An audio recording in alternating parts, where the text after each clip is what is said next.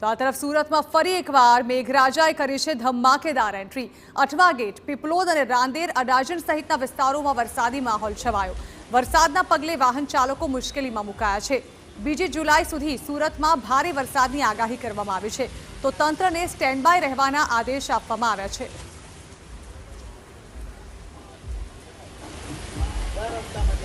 ગુજરાત હવામાન વિભાગ તરફથી જે રીતે આગાહી કરી છે કે દક્ષિણ ગુજરાત સહિતના કેટલાક વિસ્તારોની અંદર જે વરસાદ છે તે વરસી શકે છે, ત્યારે સુરત શહેરની અંદર વહેલી સવારથી જે વરસાદે જે વિરામ લીધો હતો અને ત્યારબાદ બપોર બાદ જે અચાનક જ જે વાતાવરણની અંદર પલટો જોવા મળ્યો અને વરસાદ છે તે શરૂ થયો છે।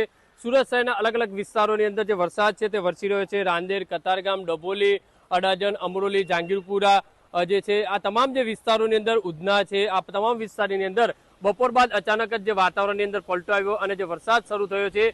જે રીતે હવામાન વિભાગે આગાહી કરી છે વરસાદ છે તે વરસી શકે છે અને તે આધારે જે ખેડૂતોની અંદર પણ એક ખુશીની જે લાગણી છે તે જોવા મળી રહી છે, કારણ કે વાવેતર માટેનો જે સારો એવો વરસાદ તે વરસી રહ્યો છે। અત્યારે સીધા દ્રશ્યો જે રીતે જોઈ શકાય છે કે સુરત શહેરની અંદર જે ધોધમાર જે વરસાદ શરૂ થયો છે તેના કારણે આજે લોકોમાં ક્યાંક ખુશી પણ જોવા મળી છે, કારણ કે છેલ્લા 3-4 દિવસથી જે સતત જે વરસાદ પડી રહ્યો હતો અને વહેલી સવારથી સુરત શહેરની અંદર વરસાદે જે વિરામ લીધો હતો અને આજે બપોર બાદ અચાનક જ જે વાદળછાયું વાતાવરણ બન્યું અને વરસાદ જે વરસી રહ્યો છે, કાળા ડિબાંગ છે તે જે દ્રશ્યો પણ તે જોવા મળ્યા છે। અત્યારે જોઈ શકાય છે તે પ્રમાણે અલગ અલગ વિસ્તારોની અંદર સતત જે વરસાદ વરસી રહ્યો છે અને તેના કારણે અત્યારે જે સુરત શહેરની અંદર અંધારાપટ જેવી સ્થિતિ છે ક્યાંક ને ક્યાંક સર્જાઈ રહી છે, કારણ કે લોકો જે રોડ ઉપર અવરજવર કરતા જોવા મળી રહ્યા છે, કારણ કે લોકોમાં પણ જે રીતે ખુશી જોવા મળી રહી છે। ગુજરાત હવામાન વિભાગ તરફથી જે રીતે આગાહી કરી છે કે દક્ષિણ ગુજરાતના કેટલાક વિસ્તારોની અંદર જે વરસાદ વરસી શકે છે અને તે અનુસંધાને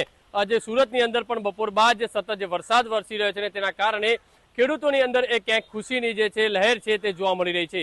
કેમેરામેન સંજય ચંડેલ સાથે બલદેવ સુથાર, TV9 સુરત।